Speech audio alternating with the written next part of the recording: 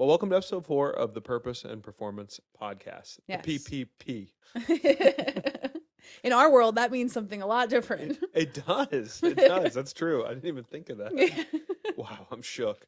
Um, Bio everywhere. Yeah. Today we're going to be talking about the importance of recovery in training, family life, and spiritual life.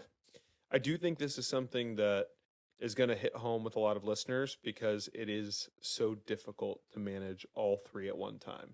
Yeah, it's really just like trying to find a strategy to make all of that work. Right. And Yeah. I think it's gonna obviously on the biblical side, we're gonna be talking about the Sabbath today. Yeah. And on the recovery side, we're gonna be talking about practical ways to have the best recovery possible. Yeah. And recovery is biblical Yeah. in It is. nature. Yeah, it's built into who we are as humans, but also it's something that God built in for us to focus on every week. Right. And even in the beginning of the Bible, Genesis, God rested when his work was complete. And we are limited creatures and we're designed for rest. We are. I know. I used to view recovery as like this big badge, or not recovering, as like a badge of honor. More hours, more grind. And I kind of just associated like high productivity like with value. And like we do live in a really like a grind culture where it's like the more you do like this, like I said, it's like a badge of honor. But like in reality, it's productivity comes from like knowing when to stop and slow down and like give yourself a break. Yeah, and even when we're looking at, we posted on the Facebook today to tease the episode that's going to be Yeah, releasing tomorrow about productivity can go up. Faith in God and everything with your in your life can go up with rest. But 100%. we've been trained to think otherwise. Yeah. Yeah, Um, actually, you do see your highest performers, let me say a caveat to that, your happiest, highest performers take a day of rest or time to rest or micro rest or whatever it may be. Those are the happiest people who perform the highest. Rest is innate. And like you said, it's biblical and we are limited. We are designed for rest and recharge. and tell me a little bit with in regard to training and fitness, Hmm. what we're going to be tackling today. Yeah. So in training, recovery is like where your body repairs, it adapts, it becomes stronger. And without that, we seriously risk a multitude of difficult to remedy issues. So, things like muscle repair and growth, nervous system restoration, which I get passionate about, replenishing energy stores, so nutrition, hormonal imbalance, immune function. And we'll talk a little bit about injury prevention, reduced fatigue, performance optimization, and last but not least, mental recovery. Yeah, I think that until I started doing some races and really listening to you, I didn't realize that CNS fatigue was a thing. Hmm. So I'm really excited to hear you talk about it today because we've talked about it after I've made multiple mistakes of overloading my CNS Do after you remember training. that? No, because my CNS was so down, I can't remember it. I'm just kidding. Yeah, Um, actually, I'll tell the story because I think it's a great story. It was after your 5K, right? mm.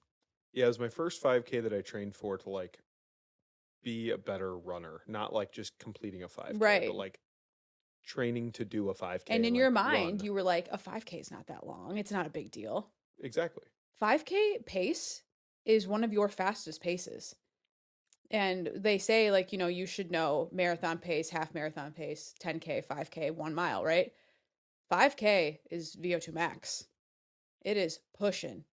And so the next day, when you went to the gym and did heavy bench and just blew up, I was like, yo, I've never felt a body meltdown like that. yeah, I didn't realize that was even possibly a thing. I think before I attributed it to the fact of like, I'm just tired and my head hurts because I'm tired. But not only did I go to the gym, I lifted as heavy as I possibly could. Like I was like, I'm gonna yeah, max. Like we just got back from this run. I'm gonna go get on the bench and I'm gonna max and see what I can yeah. do.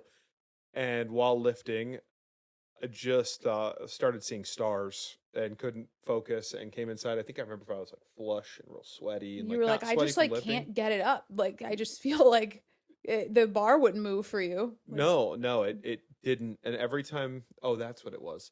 Every time I would push to get the weight up, I would have like a throbbing headache. And then when Yeah. I'd go to bring the weight back down, it would alleviate. And I'm like, oh. And then I go to push and it would just be throbbing headache. Right. And I came in and told you that. And you're like, are you kidding me? You just decided to do that the day after running or two Yeah. days after running at a 5K pace. And again, you enlightened me. So, Yes. We had a talk about CNS fatigue. but enough about me. Yeah. I've moved past that. Let's hear a little bit from you, like in recent times and what's going on in like your world of training. Sure. Yeah. Yeah, I mean, for people who don't know, I'm currently training for an Ironman 70.3, and um it's a lot to juggle. I mean, obviously I have you and a career and I'm a mom, and then training takes up around 15 hours a week. So, I mean, in recent times I've really had to have like an honest conversation with myself. Like, am I allowing myself enough space to rest? Like, am I prioritizing recovery, like all the modalities that we have at the house, um, to help speed along recovery? Am I prioritizing nutrition? Am I taking a break for mental recovery? So, I mean, the triathlon world takes like a toll on your body physically, and neurologically. So, and it takes a toll on your available time overall. So, even trying to fit in recovery into the available time, 15 hours of training becomes 17 hours a week, 18 hours a week.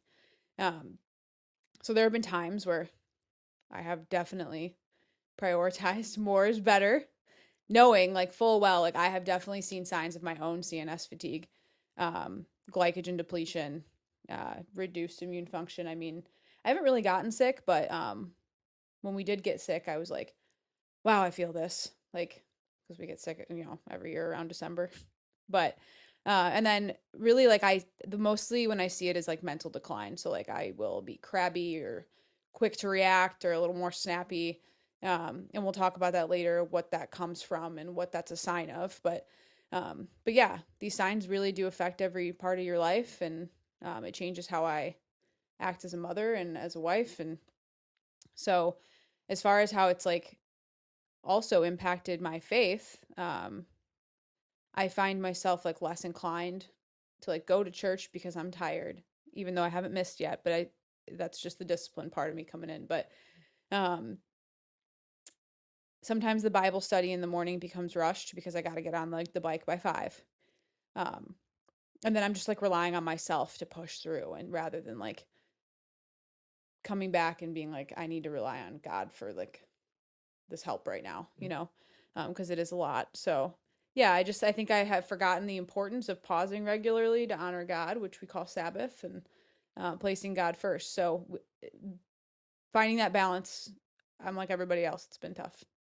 Well, I think that leads us in to that directly is like, how do we rest well so our training relationships and our faith all thrive together? Right. Right. Because it's both.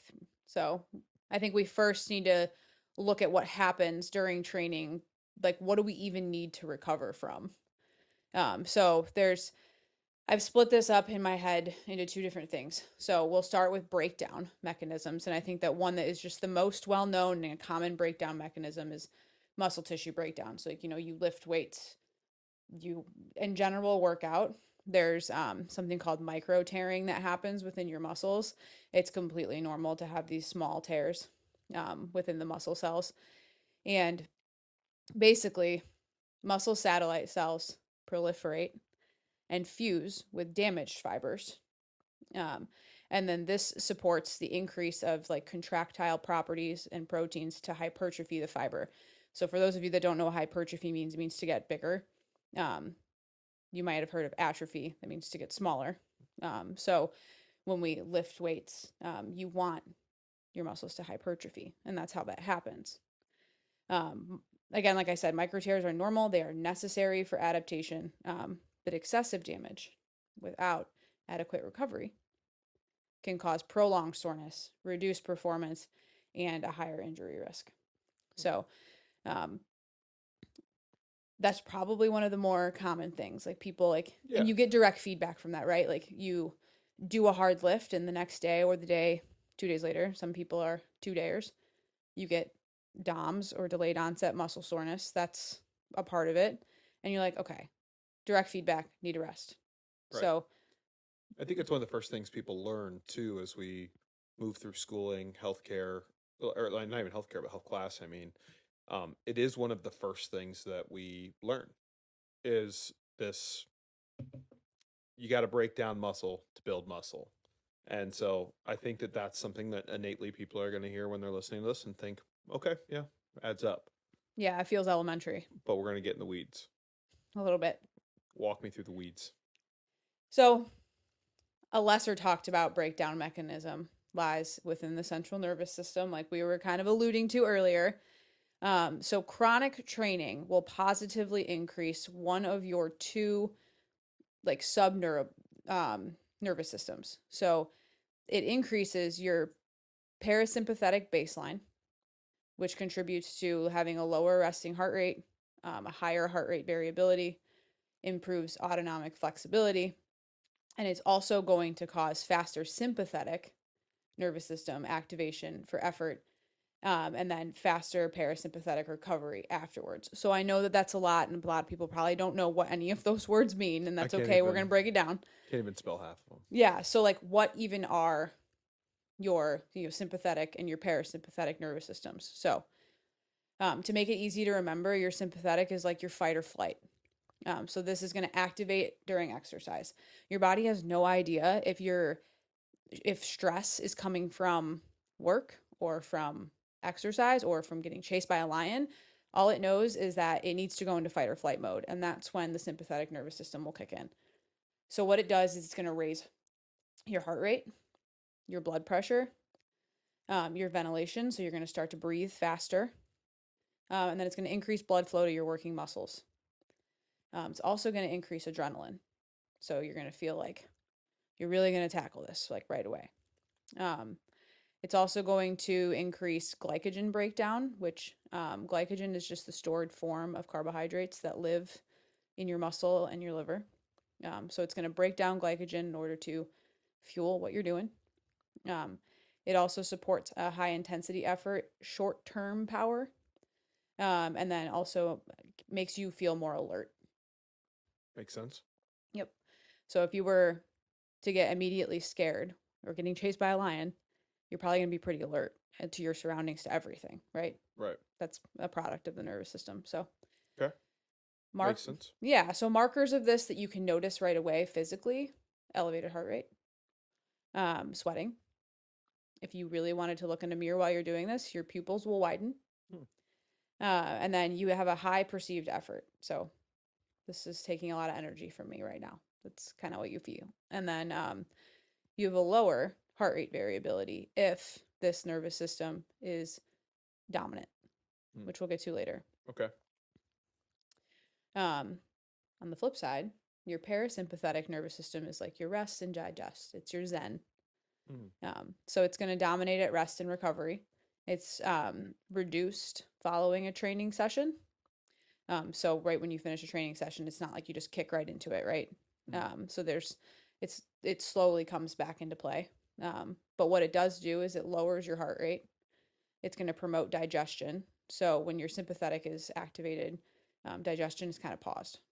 So it's going to promote digestion, facilitate recovery, and then help with energy storage. So when you refuel, and then it also helps you sleep. So that's kind of why it's called rest and digest, because if you want this activated in order to recover and to get good rest. Okay. It's going to enable the return of vagal tone after exercise. Is what exactly? So, layman's terms here. Basically, this refers to the vagus nerve.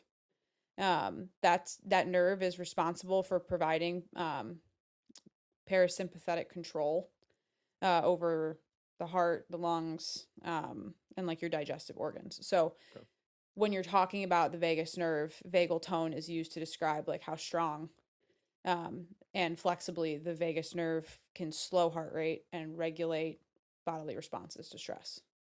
So like if you've got good vagal tone, then like you're bouncing back quickly into parasympathetic. So that's basically it.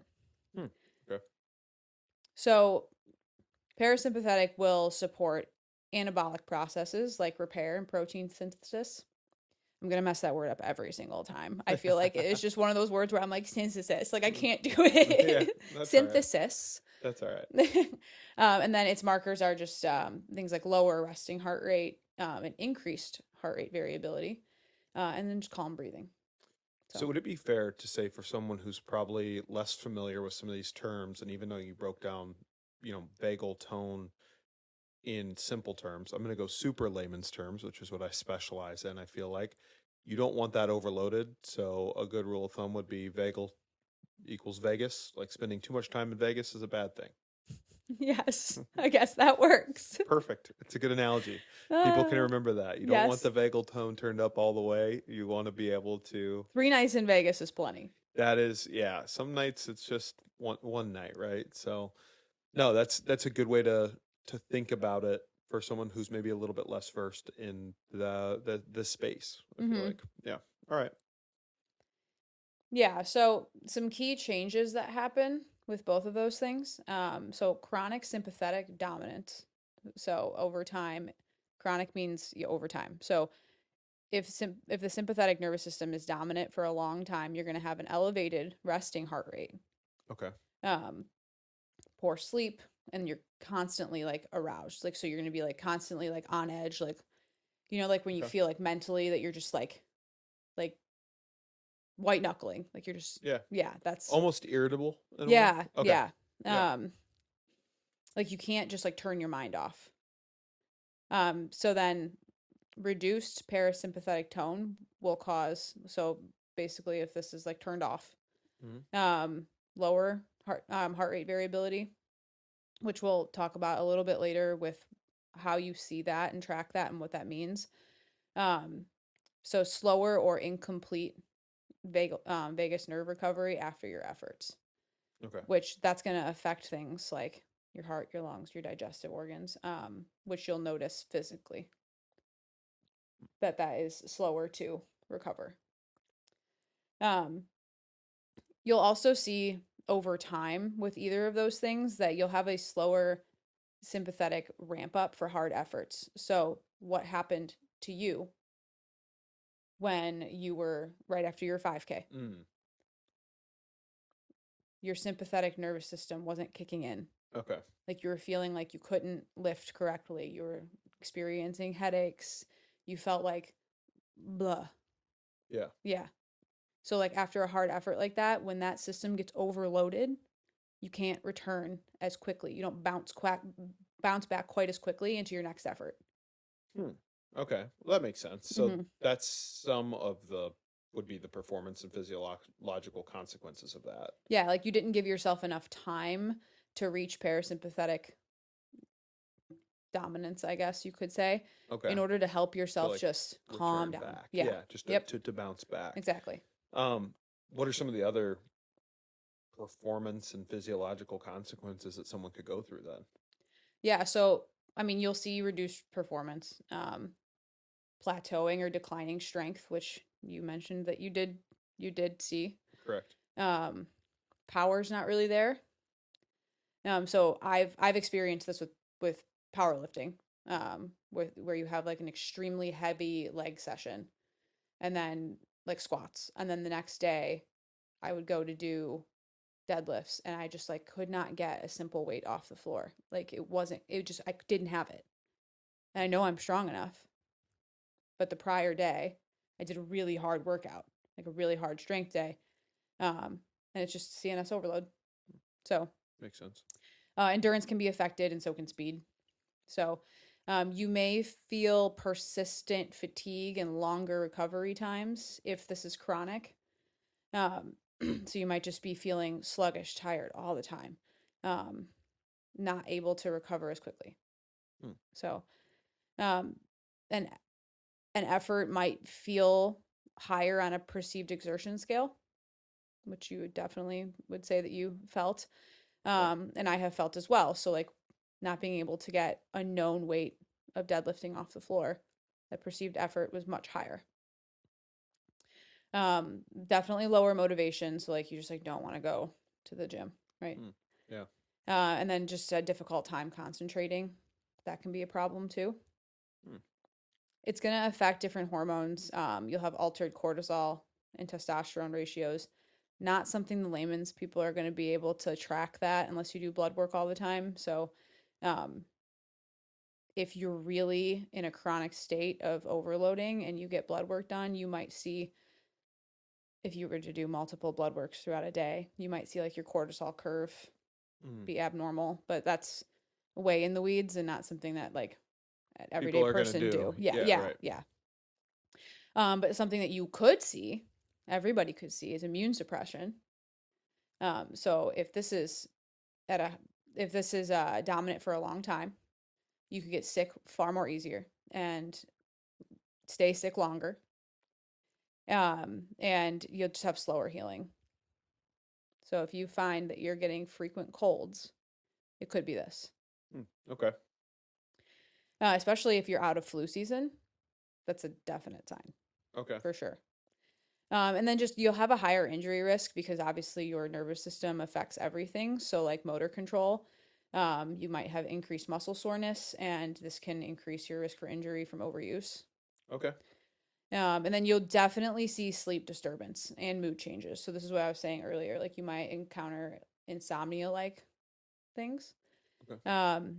irritability, anxious, or even depression-like symptoms. I definitely know that when I am overloading it, I find myself just being crappy, and I can't pull myself out of this mood. I don't know what you're talking about. For the safety of the Of the other person podcast in the and room, I you. don't know what you're talking about. But you'll be like, why are you so crabby? And I'm like, I don't know. And I do know. I know I'm just overworked right now, and I'm just short fused. So would it be acceptable moving forward to say, please cite episode 4? How's your parasympathetic nervous system Yeah, doing? I'm gonna start asking elevated I will questions. kill you.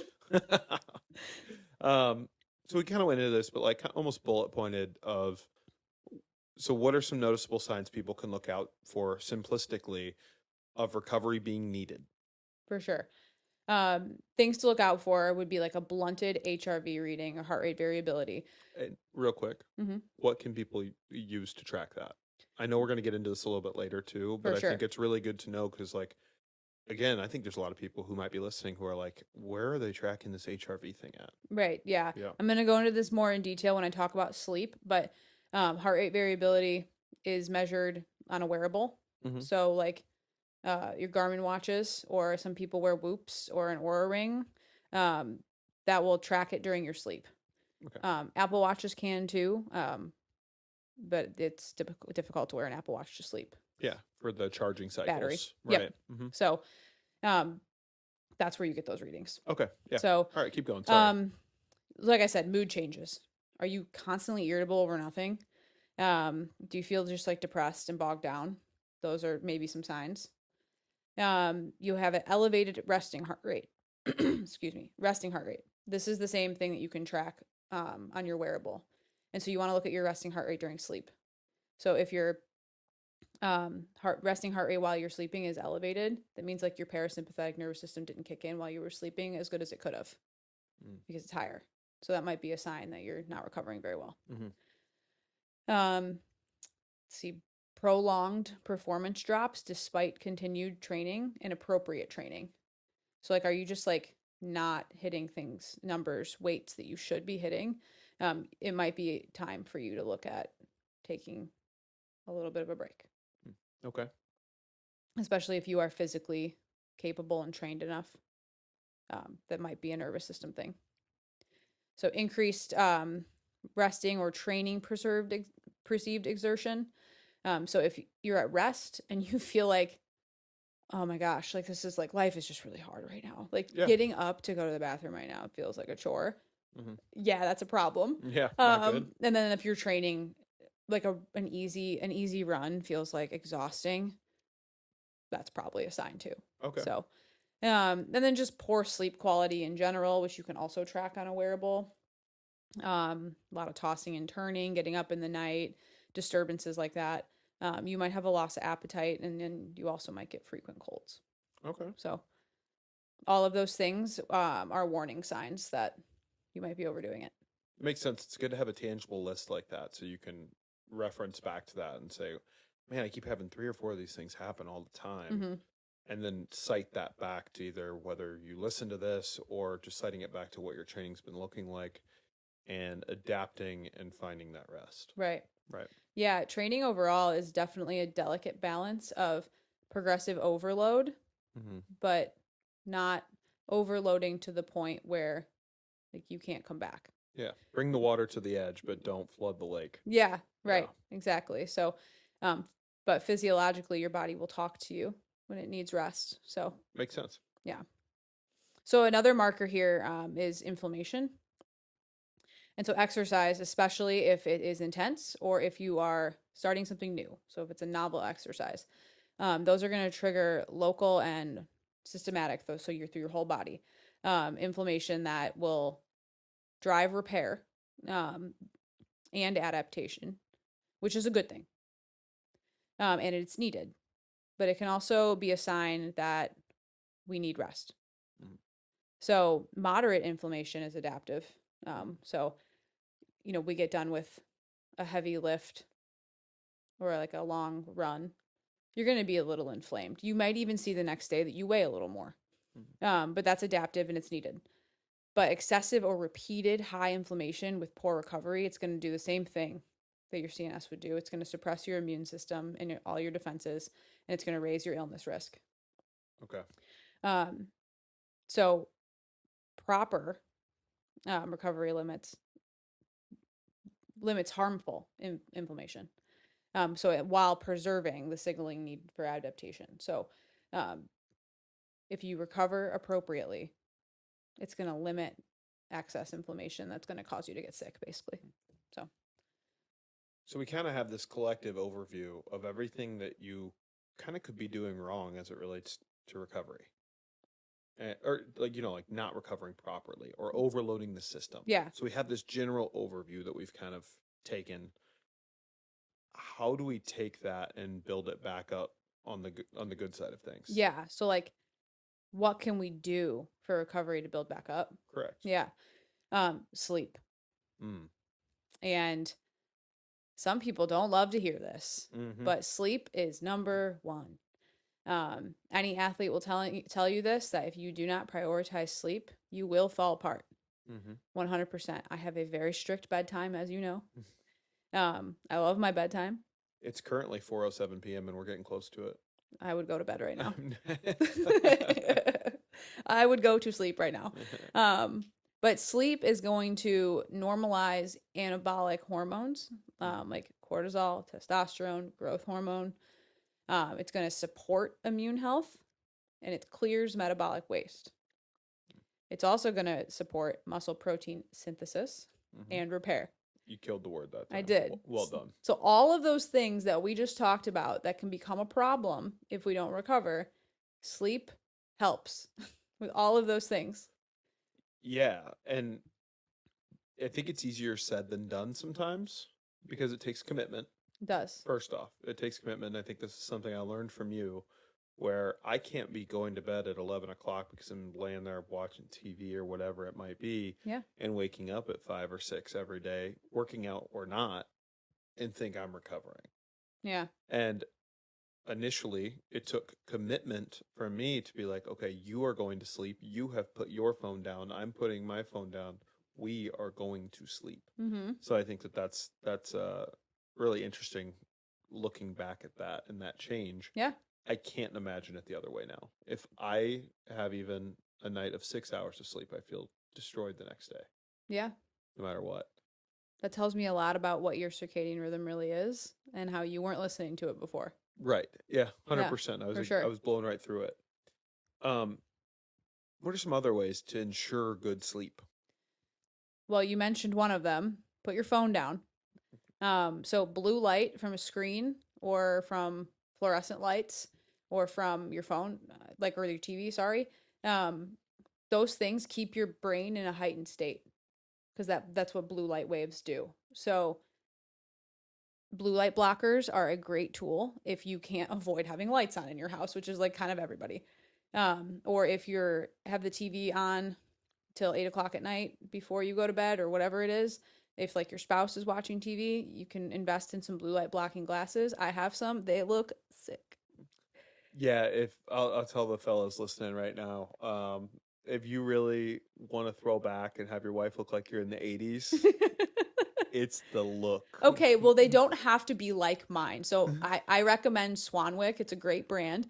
And that's what mine are. And they are orange colored, but you can get clear ones. You look like you're going to the shooting range sometimes. Yeah, I do. And they are obnoxious, but they work. And I don't use them as much as I should. But if you are going to use them, you're going to want to aim to wear them for 1 to 2 hours before you go to bed. Right. And that will block all of that interference from the blue lights. So, Okay. yes. And then, yeah, just put your phone down. Don't look at it in bed and doom scroll. Right. So box breathing helps to activate vagal tone, like we talked about before. So your parasympathetic nervous system can come into play. Doing like some box breathing when you're in bed will help bring you down. So those who don't know what box breathing is, it's breathe in for 4, hold for 4, exhale for 4, and then hold that for 4, and just continue to do that. Okay. And that will help activate your vagal tone. Also having a consistent nighttime routine. So this is something that's really important to me as well with nighttime routine, is making sure that like I am set up completely for the next day. That I've done all I need to do as far as like teeth brushing and whatever else. But like making sure that like I get into bed at the same time, put my phone down and chill. Like having that same routine every night that's going to trigger your brain to be like, it's nighttime, time to go to bed. A cold room. So studies show that we actually sleep our best at 60 to 68 degrees. We could be better about this. But we usually have our house at like what, 70. But the fan is like going. Well, that's what I was going to say, is it is at 70, but we have the fan on. So I would assume we're on the higher end of that. We're at 68. Again, for the fellas who have to sleep in a hot bedroom with your wife, just say you're trying to enhance her sleep. Exactly. And just, hey, crank that thing down to 62. There is something that I saw that Nick Bear mentioned on his podcast, and I can't remember what it's called, but it is a device that is like a mattress protector. Yeah, I've seen it. Yeah, and there's a water tank next to the bed, and it sends water through the mattress protector and keeps your mattress cool all night. And it also registers heart rate variability and heart rate and like sleep patterns, and I don't know how it does that. Yeah, I've seen it. There's a few different podcasts I've seen it advertised on. Would be incredibly interesting to see one if whoever that is listening. I don't really think that would work for us because the dog would definitely pop it with all that water. It would be a disaster, but your heart rate variability on your side of the bed would be like 1 million because Moose is laying on it. Yeah. Because he's just so chill. Yeah, he's so chill. Great parasympathetic nervous system. Right. But yeah, sorry. Anyway, so also going to bed at the same time and waking up at the same time, regardless of if it is Monday or if it is Sunday. Like, it is the same. And I know that we do this probably by force because I get up so early on the weekends because I have to train. So like, you're like, I'm up at my normal time. But it really does make it easy to continue to just keep the same schedule Monday through Friday. Well, I've noticed that I don't get the Sunday scaries as much, right? Yeah. Like moving into a week where we've got a busy week ahead of us. It used to be like, okay, I am in a sleep deprived state all weekend, and now I need to try and get sleep, and I hope I sleep well tonight because I've not done that. Again, like you said, the height of arousal is so far up. You can't come back down to sleep at all. Right, exactly. Yeah. And so I think that keeping that rhythm, it's like, yeah, oh man, who wants to be up at 5 or 6 a.m. on a Saturday? But now after doing it for months, I just don't really think about it. Yeah. Yeah. Right. Also, the morning is awesome. Like, yeah, I will agree. For people who aren't getting up early, like just give it some dedication for like 2 weeks to get up at 5 a.m. every day. That is awesome. It is the best hour to just be in peace, and like I'm so productive in the morning, but it is the best. So I would give it a chance. And then while this is difficult in the winter, but in the summer it's easy to try and get some natural light in the morning that just like sets your circadian rhythm to be like, hey, I'm awake. So you don't have to go out and like touch grass, but you can Like in the summer, I like to go outside and drink coffee. Mhm. So it was negative like 20 this morning. I could have done it. Yeah, that is probably going to have the opposite effect. Yeah, I'd be up though. Okay, so then some things we can't not talk about. Avoiding alcohol. So alcohol actually does not help you sleep at all. I think a lot of people are like, I'm going to have a wind down drink. Please get a wearable and see what it does to your sleep. Your heart rate variability will plummet. Your resting heart rate will rise. And your sleep will be terrible. It actually kicks you out of going into any sort of deeper REM sleep. It's not helpful at all. So avoiding alcohol, and then avoiding caffeine like about 6 to 8 hours before bedtime, which I do not do. And then exercise helps. So Yeah. No, I think the caffeine thing's tough too because you're not thinking about bedtime at 1 p.m. in the afternoon. You're thinking, I feel a little tired. I'm gonna have a coffee, and then you realize later when you get to bed, ooh, I'm kind of keyed up. Like what? Like why can't I fall asleep? right. Exactly. Yep. But I've seen a lot of people who use sleep supplements. So like, what about a melatonin? Hmm. That face Melatonin. tells me everything I need to hear. Okay. I don't like melatonin, but anecdotally, my own experience with it has been not good. So um, it can cause like tolerance like effects. While it's not shown to be, quote, addictive, um, it can blunt the body's natural melatonin production, which is very little. It's actually only like 0.1 to 0.3 milligrams in a 24-hour period. And if you look at the shelves at the store, melatonin is anywhere from a gram or a milligram, a whole milligram. Sorry, not a gram. That'd be insane. Or like I've seen like 10. Oh, they have up to 50. I think there's some over 15. I That only is know this because bananas. a good friend of mine in college used to take 15 before he'd go to sleep. That's bananas. There's also side effects to that. There is. I mean, for him specifically, he always talked about how his dreams got kind of like lucid and kind of vivid and like way wacky. So it's not just that you're not recovering properly. You're overloading a system that's not used to that many milligrams of melatonin. Yeah, and a lot of people will complain about waking up early. Yeah. Like 3 in the morning, 2 in the morning, because there's like nothing being produced to keep you asleep. Keep you asleep because you stopped producing it. Right. So, I don't like it. I've seen it in myself cause like very bad morning grogginess in comparison to like when I don't take it. And it can help. It can shift your circadian rhythm, which is never good. And I would just prioritize behavioral sleep measures. So just doing what you can without taking a supplement first is always the way to go. But yeah. Well, we talked a little bit earlier about like Aura Rings, Garmin's, Whoop. I mean, there's 1,000 things. Apple Watch as well. Like you said, it can be a little hard to track sleep with their life cycle, I guess, unless you have the Ultra one that can go a couple days. Yeah. But would you recommend doing that for sleep specifically? Yeah. Okay. For sure. All of them are good devices. I've seen like Whoop has a really cool AI feature that's built into it, which is pretty awesome. And it will like adjust things for you based on like your readiness that day or how you slept or and it takes into account prior training and all that. I'm personally a Garmin girl. I love it. I look at the Garmin app a lot more than I look at any other app on my phone. That could be really good branding for Garmin, like Garmin Girls. Hashtag. Yeah. New hashtag. Go on. Aura rings are great. I used to have one. I do recommend them. I just like I prioritize the fitness tracking over everything else, but Aura ring is excellent. So whatever wearable you choose. Some people recommend wearing more than one wearable, and if you're really data driven, go for it, but you don't have to.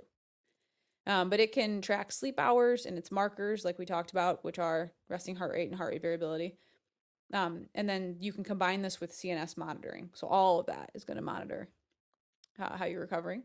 The more data you have, the more decisions you can just make on how your training is affecting you and how much recovery you need. You can't do that without data. Just unless like you could use subjective measures, but No, that makes perfect sense. Having Data's data. a trackable item that you get to look at on your phone every day or your Mm-hmm. wrist every day, to keep up with these. So that's a lot about sleep.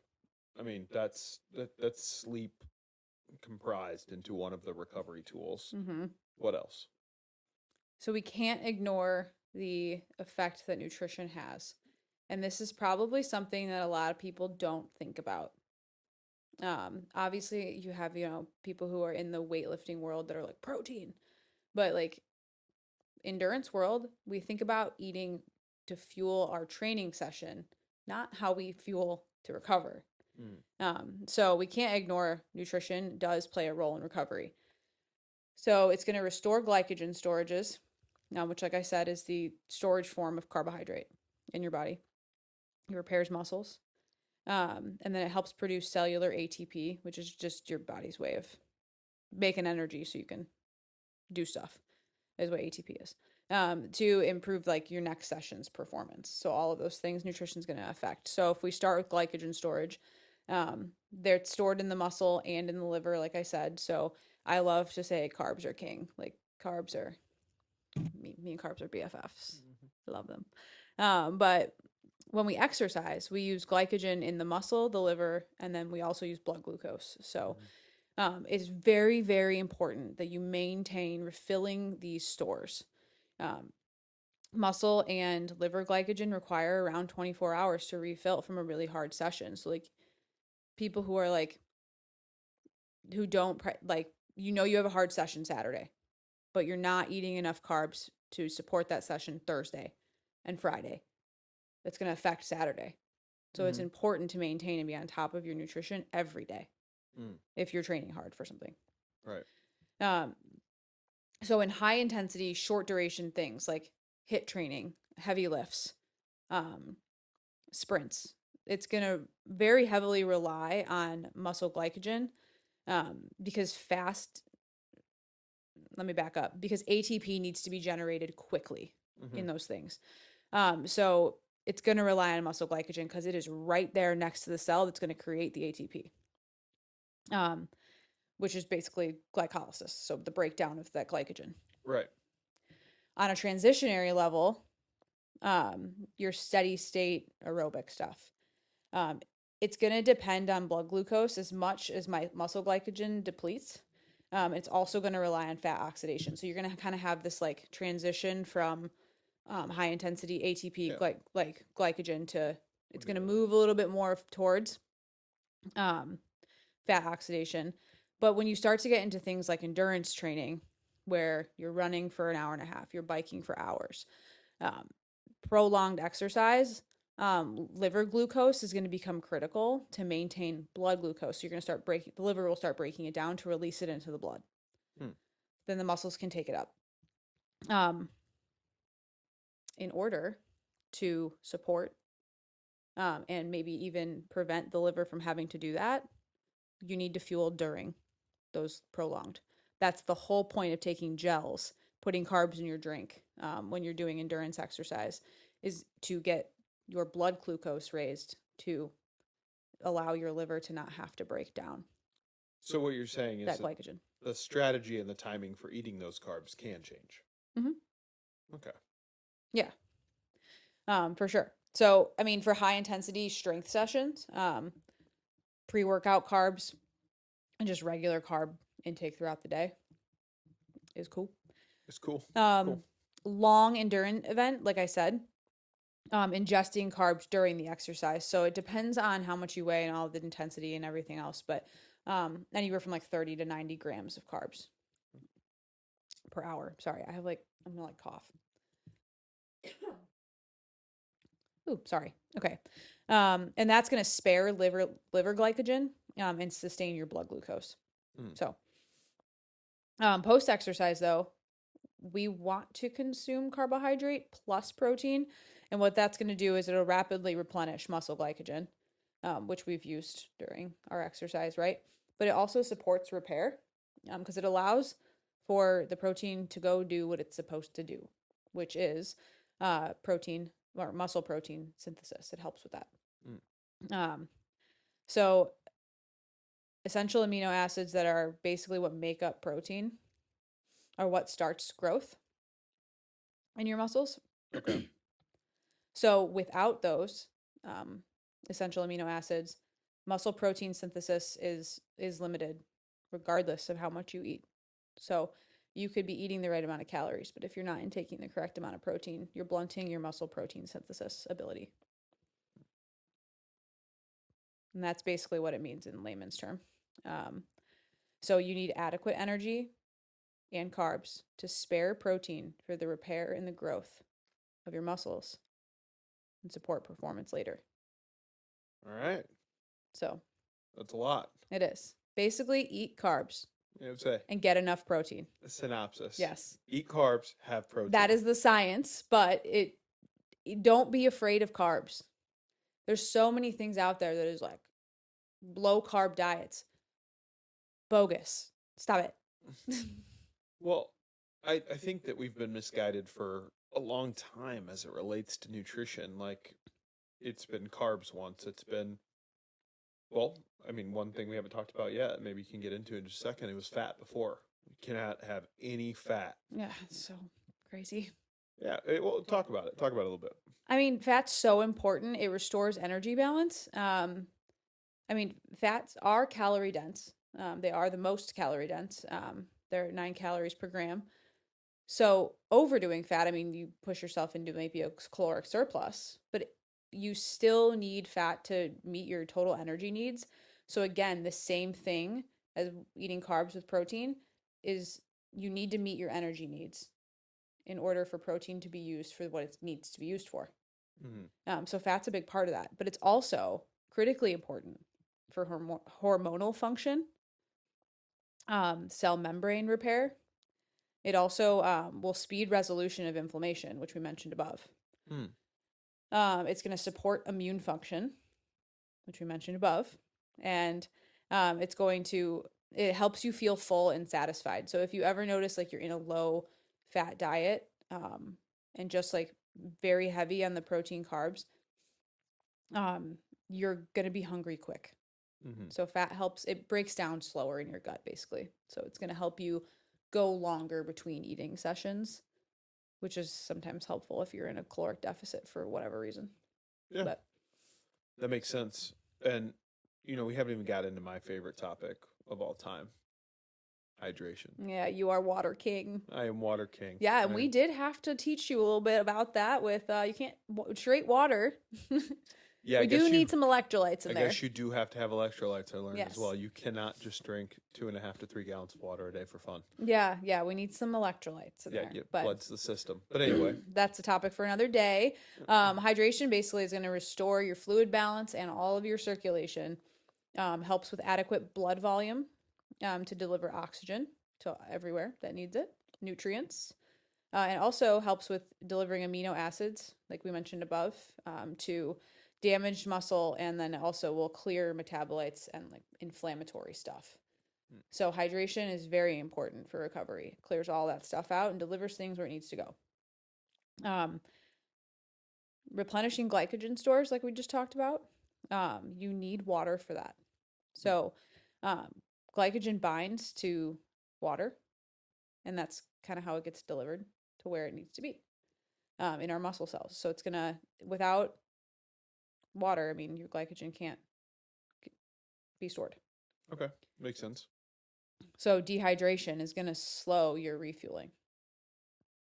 It's going to aid in protein synthesis and repair. So it allows for like signaling across pathways, which is really nitty gritty, but I mean, you get the point. It helps with temperature regulation and stress. And then it's also going to reduce muscle soreness. So it helps with the clearance of like metabolites and things like that. It supports the kidneys. So the importance of hydration right there, folks. Yes. For everyone that tells me I'm crazy all the time for how much water I drink. They should try it. They'll feel better. Yeah, it's great.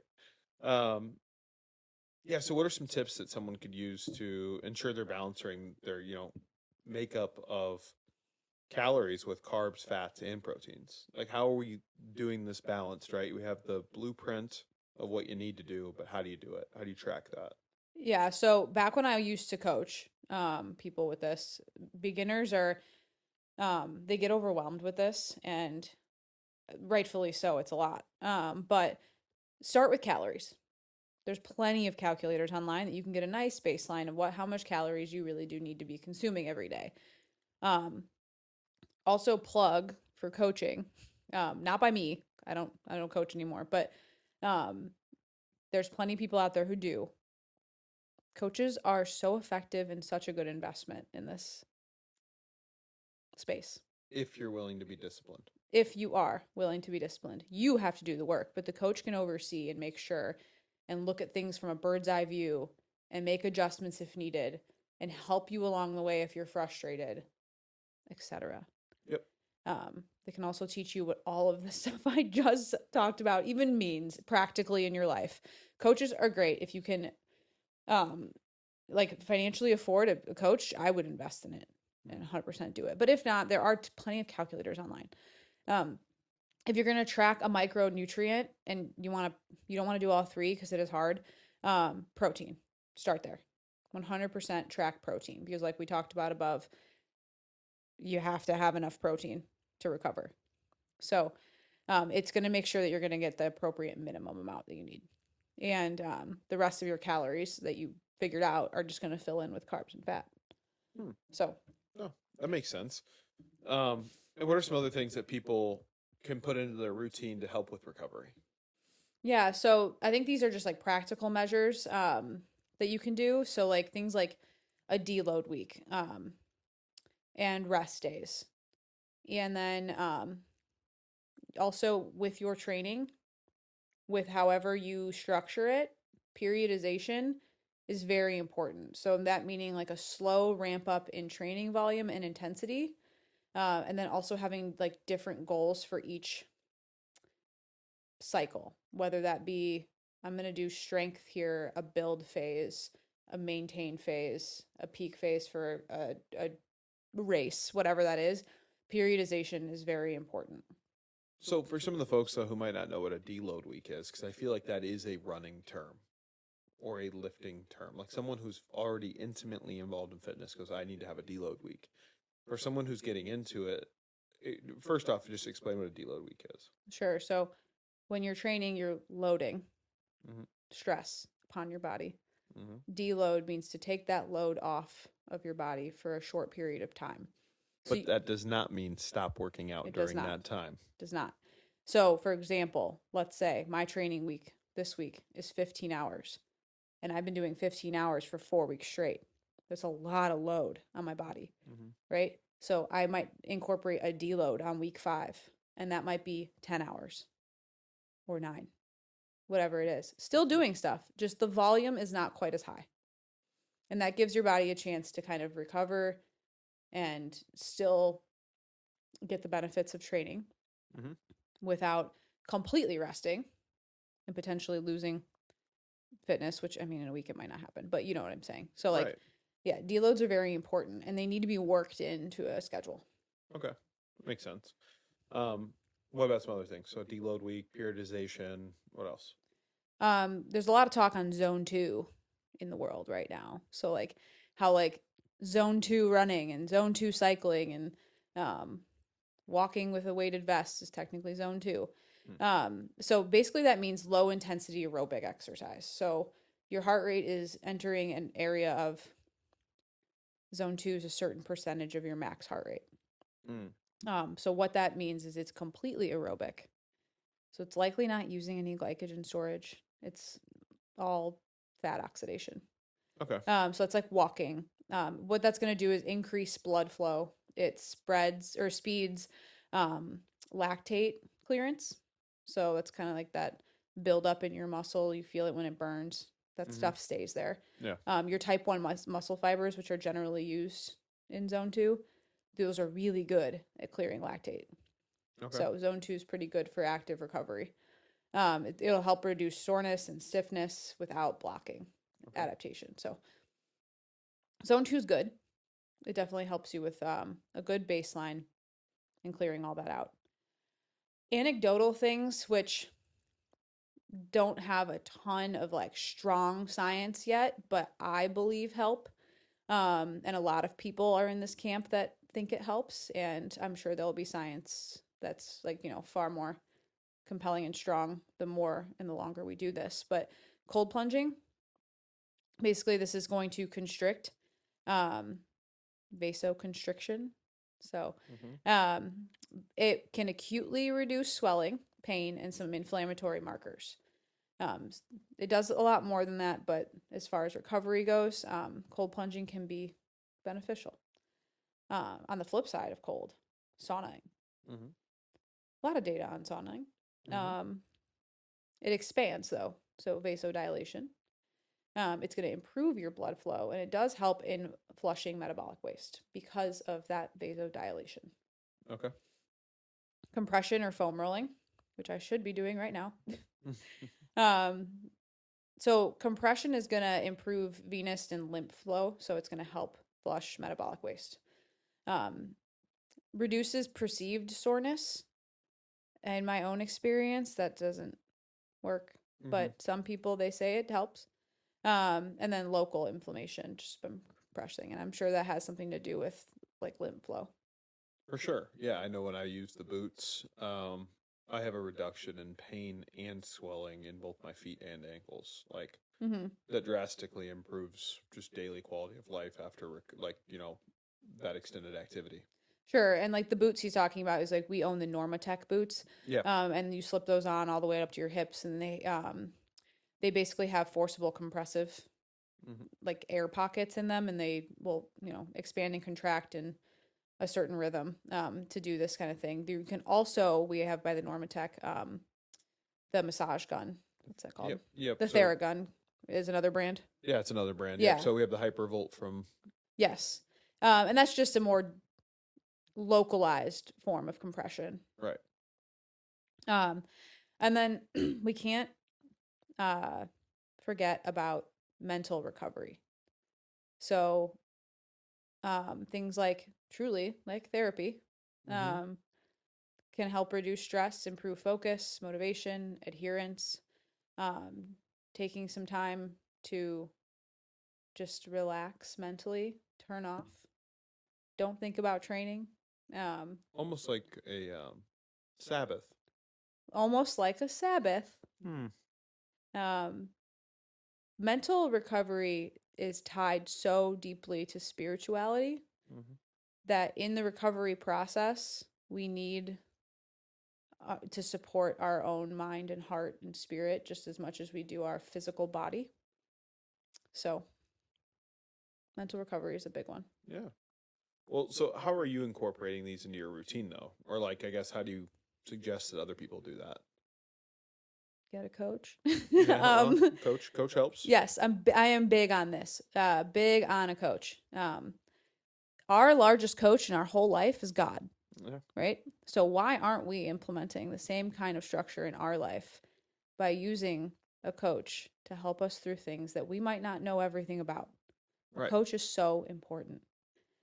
So yes, a coach, but also other ways. For sauna, cold plunge, compression, just finding a way to put this into your routine, a nighttime routine. You can put those boots on for 30 minutes before you go to bed, in bed, if you want. Cold plunging can be, it's 3 minutes. And I say that, but I'm not the best at it. Yeah. So you really despise it. So I do. Well, it's cold, it's but fine. In the morning, I'll just say it's 3 minutes. it is, and I would be like, "You're right, 3 minutes," and that would make me very competitive at it, and I would go get in that cold plunge. But yeah, you can find ways to incorporate these into your day to day. It's not everybody has a cold plunge in their house, but like there are plenty of places where you could like go once a week and do, you know, The data cold hot supports therapy. well, and the data supports a cold shower as well. Andrew Huberman's You're talked right. about that Yes. quite a bit. So even if you're like, man, I don't have a cold plunge in my house, or I don't want to go buy ice and put it in a tub or whatever it might be, even an ice cold shower, as cold as it can go, and doing that is just as advantageous. Yeah, there is data for that, and I forget about that because who wants to take a cold shower? Right. But nutrition, are you tracking anything? Like it's Are you prepping your meals just to make sure that like you're close? There's a lot of ways that you can incorporate that stuff into your routine, but effort and discipline is number one with Yeah. the nutrition. And then sleep, like just stick to a plan and track Yeah. everything. Um, Again, I think discipline comes into a lot of play when it comes to recovery. Nobody stretches enough. Nobody wants to do these things enough. It's not the most beautiful part of training. So um, it's just discipline. And I think that with recovery, there's a caveat to this too that like I do want to share is that when you, with the discipline, recovery and I don't want to say lying to yourself, but making excuses that like I just need a rest day today. I'm going to give myself some space to do this. Mm-hmm. Whatever it is, you have to be honest with yourself. Do I really need recovery? Do I really need to sleep in right now and get another hour? Like that discipline in you, it needs to be there and you can't lie to yourself Yeah, and make I agree. excuses because there is a clear difference between needing recovery and making excuses. Mm-hmm. So, All right. So when we're looking at this as like a checklist or maybe even a toolbox yeah. that listeners can use, um, how do you recommend going about that? Yeah, so basically like asking yourself, am I prepared for this week? Do I have food, schedule, and communication with my spouse and family handled already? Are all those things set to go? Have I scheduled out my week to support my training, my recovery, make time for my family, and I honor God? Yep. It's part of your scheduling. Have you done all those things? I do that every Sunday. All those things, I make sure that I am absolutely prepared for the week and all that stuff is scheduled out and you're communicated with. Yes, we actually even have a master calendar that we put sticky notes on of what each other's schedules are, plus our training schedule, plus Ezra's schedule, plus events for work. Mm-hmm. Like we have a actual master calendar Mm-hmm. that we write those things on, not just in our phones. And I Um, build time in for recovery. yeah, absolutely. Yeah. And I think that it just when you talk about communicating with the spouse and family, it's easy to say you're going to do all this stuff and change your rhythms and all this stuff, but you have to be willing to communicate these things with your spouse so they understand that you're trying to make a commitment for yourself. Yeah. You got to communicate why it's important. Go on. And then also, we got to take self inventory here. Am I being honest with myself? Like, do I need like more recovery in my life? Like, how's my mood? My heart rate variability? How's my sleep been? Or am I just making excuses? Because I don't like the word lazy, but I mean, am I being lazy? Like, that's also a question we got to ask. Um, if you are prepared, you'll be okay. But failing to plan is planning to fail. It's cheesy, but it's true. It's deep. And then also just of most importance, have I prayed for support? Like, have I asked God to guide me in my training and making sure that it is effective and it's smart and it glorifies Him at the end of the day?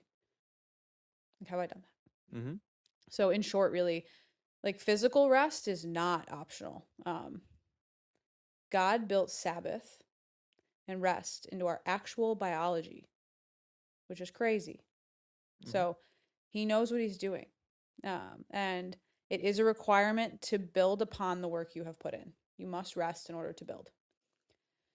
So there's a great verse, Exodus 20:8-11, that establishes the Sabbath as a fundamental principle for rest, worship, and recognizing God as creator, extending to all members of the household and community. So basically, what is Sabbath or recovery in the way God intended? Like, where did that come from? And I think that we need to learn that part in order to understand why physical rest is not optional and rest is biblical. Like I said, yeah, rest is biblical. It's built into our biology. Yeah. And this is something that we've struggled with for a long time. And I'm not just talking about you and I'm talking about humans for the entirety of our existence have struggled with rest. Yeah. But to give a biblical background, Um, let's start with the number 7, right? So the number 7 in the Bible appears everywhere. Revelations, Genesis, it's in different books of the Bible. Mm-hmm. Incredibly important number. It represents fullness, completeness, right? So in Genesis, God creates the world. Yes. There's day and there's night. There's day and there's night for 6 straight days. Daytime, nighttime. That would be a great plug.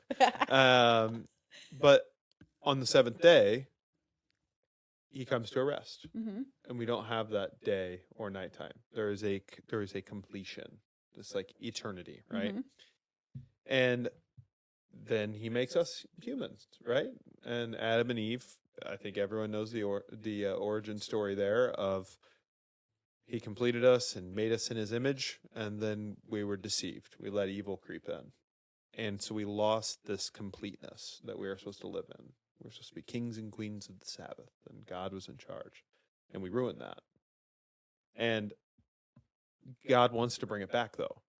And so he gives the family of Israel the ultimate rest after they were enslaved by the pharaohs in Mm-hmm. Egypt. He gives them the rest. So he takes them from slavery, takes them out into the wilderness, and on their way to the promised land, they're living in the wilderness, but he tells them they need to rest as well. So every day, 7 days in the wilderness, they practice Shabbat, which was the same as basically the Sabbath.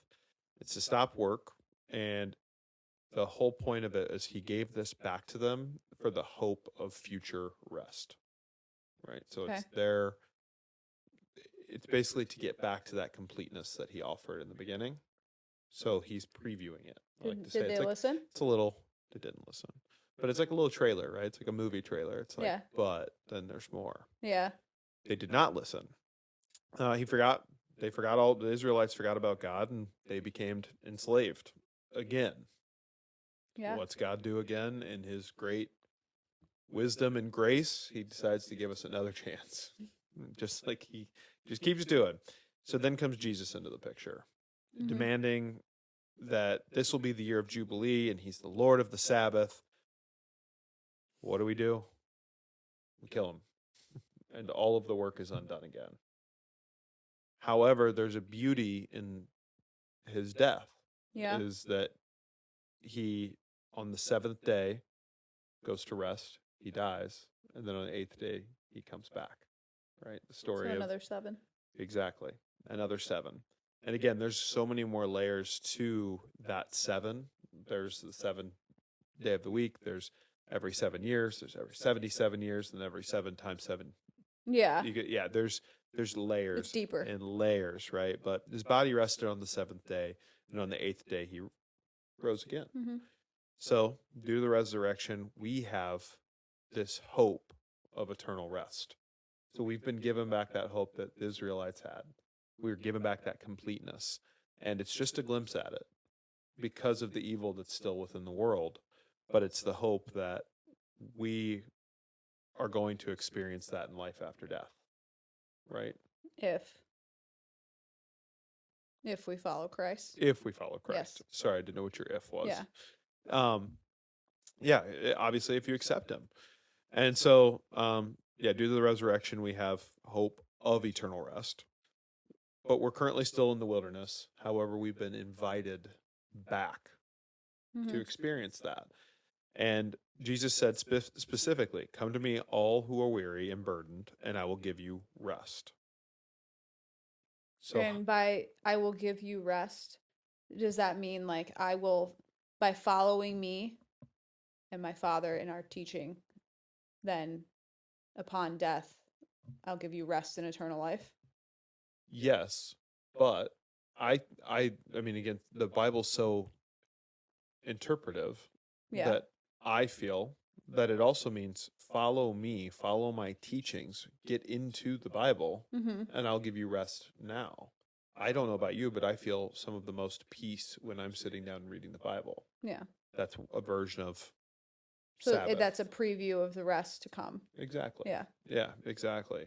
And that is the biggest thing that I think Christians and new Christians, myself included, is you look at the Sabbath and you think, man, on Saturday, I'm gonna participate in Sabbath. Mm-hmm. It's almost like I've got to stop my normal life and do this. And sometimes it can be seen as Inconvenient. inconvenient, a rule, like you're trying to follow a rule of religion.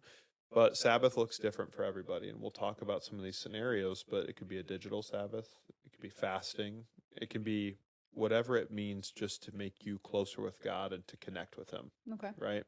So it's more of a rhythm, not a rule, and it's a gift. So that is the way that I know for me specifically, I have to start looking at it. Mm-hmm. We talk about putting our phones down a lot, and I'm like, man, what if something happens in that time? Like, what if I'm not on my phone? What if? It's like, no, this is a gift to be able to set that down and be in God's word and what it can be. Yeah. Right. So, like, as far as fitness goes, I think we fall into this ideology of performance. Mm-hmm. More is better. Perform, perform, perform. Right? So how does, like, biblical Sabbath that we're talking about counter that performance idolatry to reframe our identity and look at rest as, like, our worth is not related to that performance? Well, I think that's the exact line to start. Our worth is not related to our performance. So if you don't perform well, let's say you don't perform the way you want to in your training, Mm-hmm. it's not like, oh man, I'm worthless. No, it's not that at all, right? It's so hard for me not to do. I know it is. I know. I know. You're like, I swam 2.5 seconds slower today. And I'm like, that's all right. You're still, I'm a brick. yeah, God still loves you. You're still worthy. Yeah. But I think you look at the scenario of, like, I am nothing without X, right? Like, what, insert Mhm. your thing there. Sure. We listened to a really interesting podcast recently about what if you were the devil looking at you, what would you use to beat you? What would you use against yourself? Alcohol. Alcohol. But that's gone. So he'd probably injure me. Right. So it's like, well, I am nothing without fitness. We Yeah. have a podcast about this. We Yeah. have these things. So, but that's not it. I hope he didn't hear that. Right. But, like, your worth is still there. You're nothing without God. And furthermore, if you believe the Sabbath is actually hindering your athletic performance, then you're pushing God away and you're missing the point. We just shown that recovery is so incredibly important Mm-hmm. for just your physical body, but your mental and your relationship with God, Your spirit. far more important. Yeah. Like, this physical body is going to wither away over time, but your mental is going to be there and your relationship with God's going to be there. So it's far more important now. Yeah, like, you need to deny the flesh and Yeah. rest and be at peace with God in your Sabbath. And I think that just for, like, a relatable story, this weekend, like, I was wrestling this morning about, like, how am I going to rearrange my training with the pool closure, because I would typically have swam today. And I could have gone and done it yesterday, Mhm. and that would have caused 5 hours of training on a Sunday, and I would have had to sacrifice going to church, which I don't like doing online. Mm-hmm. And so I was like, oh, it'll be fine. And then I had this moment where I was like, no, I need to be there. That's, like, part of my Sabbath, part of my spiritual rest. Right. And so I'm like, no, today's the day. Yeah. So now all I have is an hour in the morning, and then the rest of the day will be dedicated to Sunday. Right. So And there's beauty in that. yeah, it needs to be prioritized. Right. Okay, so what are some practical ways that athletes can honor the Sabbath but while competing? So kind of just like what I did, but, like, planning competition schedules or delegating certain things. How can they do that? I think it's important to note that while we look at high level athletes and we look at athletes who are very committed to training, that Sabbath doesn't have to mean I can't be on my bike. I can't do this. You can have active recovery. So we talked about zone 2 recovery earlier. Yeah. If you're zone 2 recovering and you're walking and you're sitting there listening to a sermon or watching a sermon while you're walking, what have you done? Yeah, I think a lot of people have an idea that, like, Sabbath needs to be Sunday and we're not going to do anything. Right. And that comes from the idea of like focusing on God. But, if I'm in a zone 2 recovery going on a walk and I'm listening to a sermon or I'm listening to a podcast that's about finding a way to further my relationship with God, deepen that relationship, that's what I would call like a micro worshiping almost. Or, Yeah. for me, if I'm on the bike and I'm normally listening to whatever rap music it might be, turning on worship music instead. Yeah. It's a micro worship of like, hey, I'm focused on you. I've started doing something now where I hope there's no one listening to this that are cops, but I don't text and drive as much, and I just listen to worship music while I drive now. Yeah. It's my way each day to kind of reset myself, but also spend time with God because that music means a lot to me. Yeah, I find that I'm like, I'm going to be on this bike on a Sunday for 3 hours. What can I do during those 3 hours that's going to further my relationship with God? Because I'm here anyway, and my ears are open. Yeah. And I think that you need to try and plan around the Sabbath as you're able. But if it doesn't work, finding a day of Sabbath after your competition, right? So, like you were talking about, we'll talk about this in a minute with the scenario, but like race schedules and this, and like, what if my race is on a Sunday? Like, what would I do? And I think just planning that Sabbath before or after, taking the prioritization and focusing on God Mm-hmm. is the end goal. And it seems rudimentary, but we do it all the time where we don't take the time to do so. Exactly. Right. Yeah, I think that's why in my own head I'm like, I will make sure on a Sunday that my stuff is done early and before church. Mm-hmm. So that as a family we go to church and the rest of the day it's spent together, like honoring God's day. Yeah. It's important. So Well, as promised, we have some scenarios to get into. And I think for this is sure. kind of fun. Like it's a little workshop at the near the end of our podcast here. But go ahead and get into scenario one. Yeah. Okay, so scenario one, hypothetically, you have a marathon race on your typical Sabbath day. So you've trained for months for a marathon scheduled on a Saturday morning, a key race for your time goals and sponsors. If you have sponsors, lucky you. Your family attends Sabbath worship on Saturday morning, and you value being present with them. Do you run? Do you run? I do. I would too. I would say I'm still running, but I'm working my Sabbath in either before the race. I'm going to take time to spend with God. Mm-hmm. I'm going to probably work it in after. Yes. So I think like you have to identify certain things about your Sabbath that are essential to you. So what elements are those? So it could be church in the morning, like they said in the scenario. Is that important? Okay. For this week, can we go to church on Sunday? Yeah. Right. So, you could, I guess, explore different race alternatives, but I think that, as most people know, you register for a marathon race months and months in advance. So, Right. like, that's not really an option, I don't think.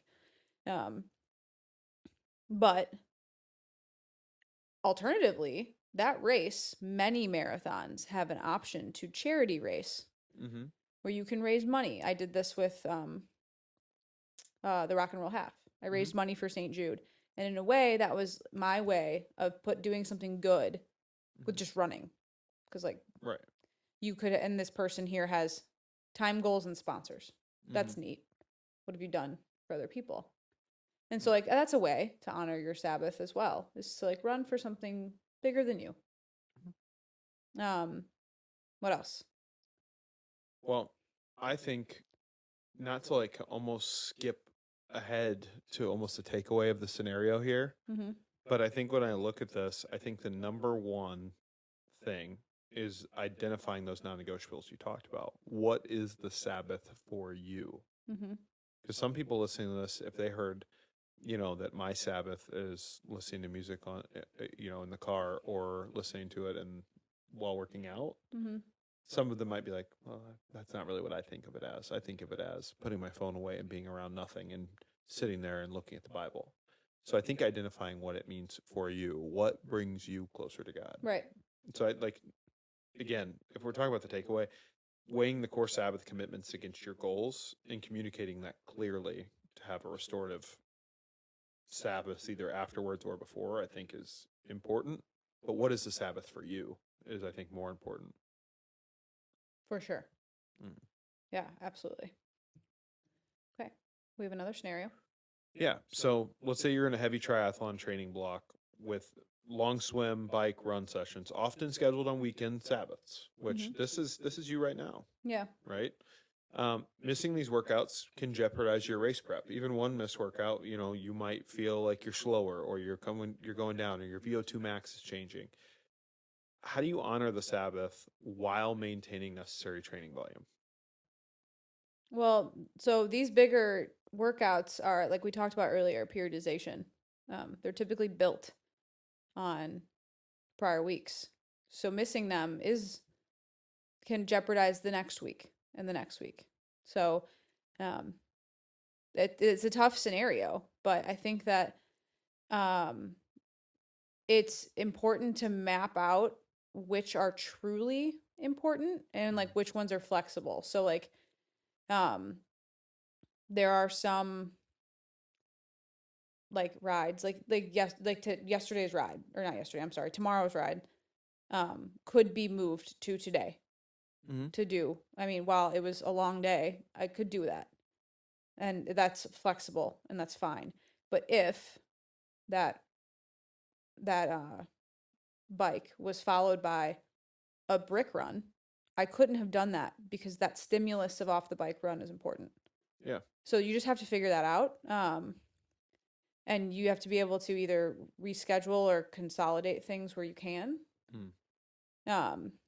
And I try and shift higher volume things to be around the Sabbath, right? Not during it. No, that makes sense. So, and I think in general, obviously, like you want quality over quantity of sessions. So make sure that like what you're putting as a priority is quality. Yeah. Well, and I think too if when we're coordinating, I think something that, not a pat on the back that I think we do well, but I think that we plan in advance what, like this morning, we had this plan kind of talked about by Wednesday this week. Yeah. But other weeks when there's not so much outside noise going on, we a lot of times have a plan a week in advance. We already know what that Saturday morning is going to look like. Right. And how we're going to integrate training, plus make sure we're at church, plus do this, and we carve those times out. I do think that is something that we do well. I agree. But again, it takes effort to do it. It does. Yeah. And commitment from both sides to make sure that the plan happens. Exactly. So, but yeah, I mean, I think strategically prioritizing and reorganizing training so that Sabbath rest and race prep both have intentional space. Yeah, and we mentioned spiritual integration into the training. So those are micro rests. Yeah. Well, this third and last scenario is actually a little bit of a teaser into a future episode that we're going to have with some awesome guests. But it's kind of about a parent athlete basing and balancing their training off of their kids' schedule of what they have going too. So right, as kids get older, you now have a third, fourth, fifth schedule to juggle. Yeah, I think my niece and nephew play 12 sports. I didn't even know there were 12 sports you could play. Yeah, it's exhausting. So let's say you're training for an event, but your kids' sports practices or games happen mostly on weekend mornings, which almost all of them do. The same time you do your long runs or rides on those days. How do you honor your family commitments without derailing your training completely?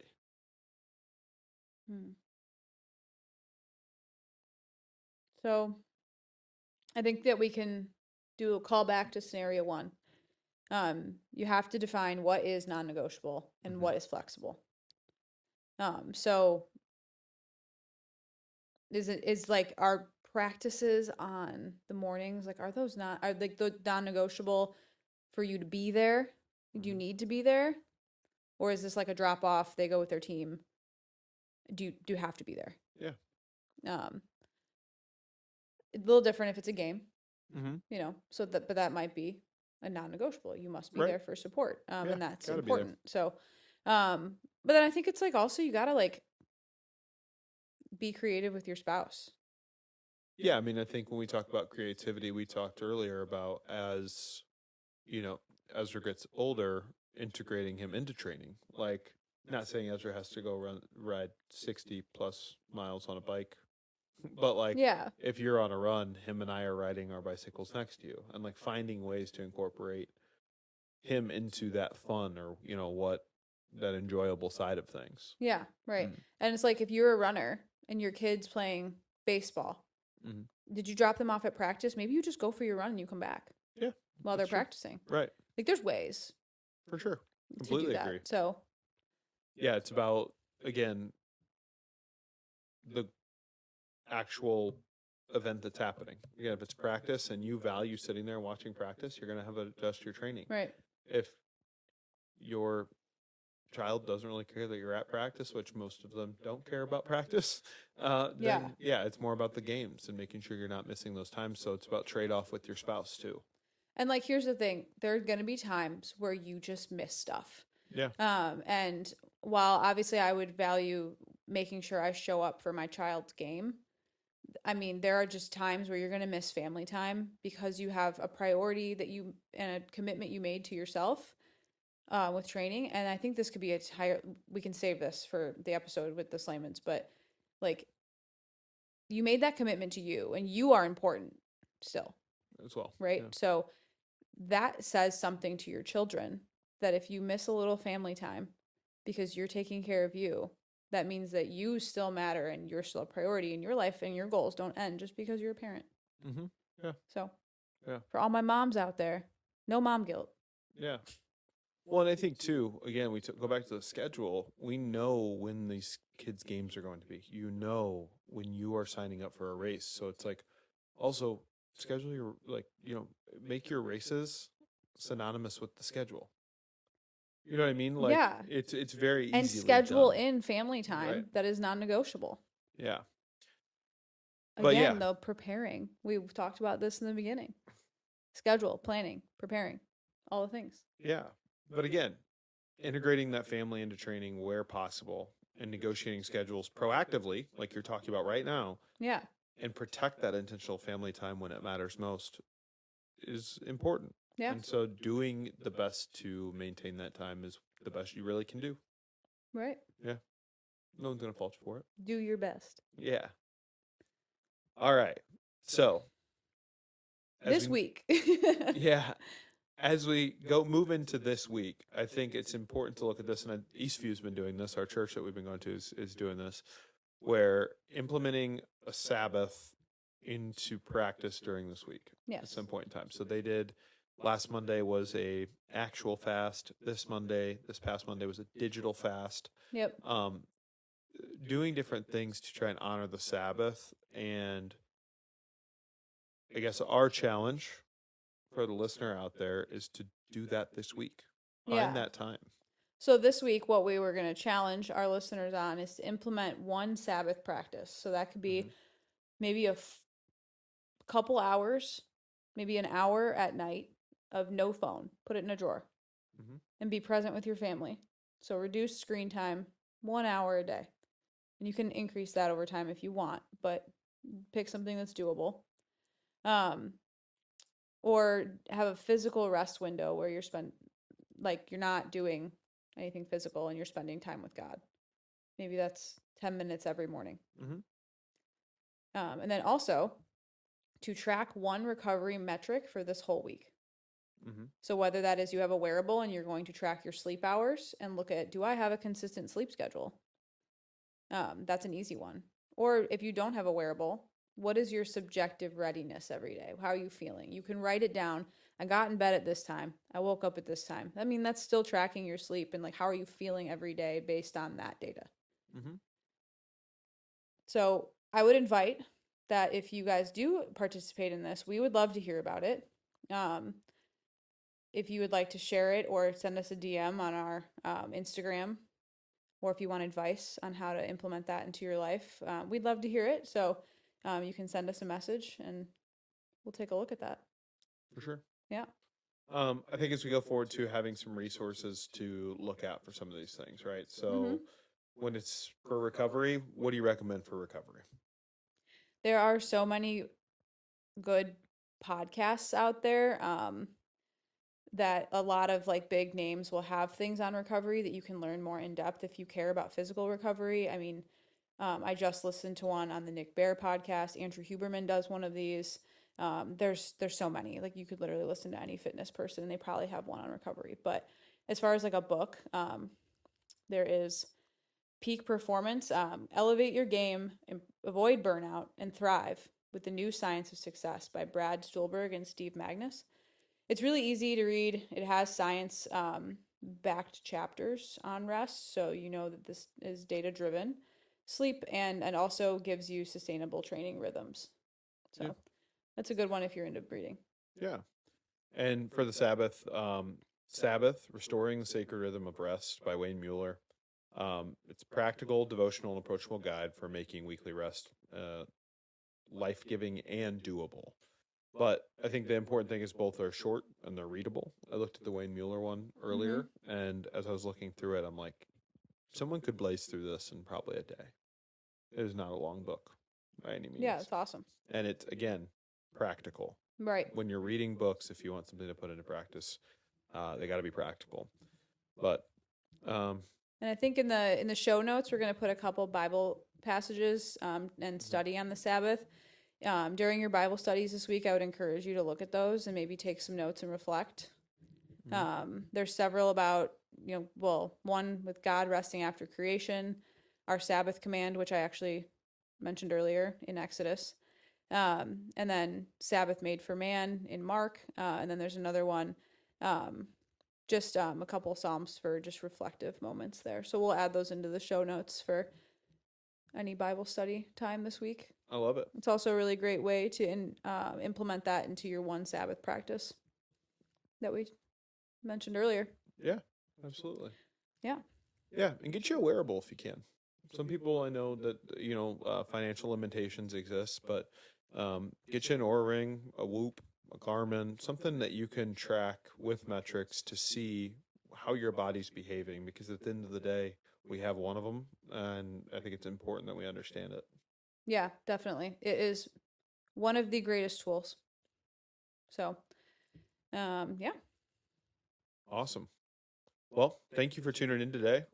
Make sure you subscribe, leave a review, send any questions on IG. If you have any prayer requests, put them on the website, and those are not public. They just go to us.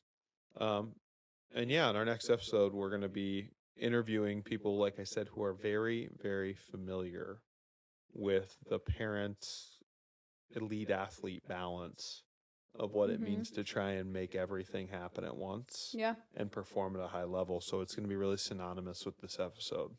A high stress, demanding career, and also a very, very elite athlete. Correct. Balancing life with children.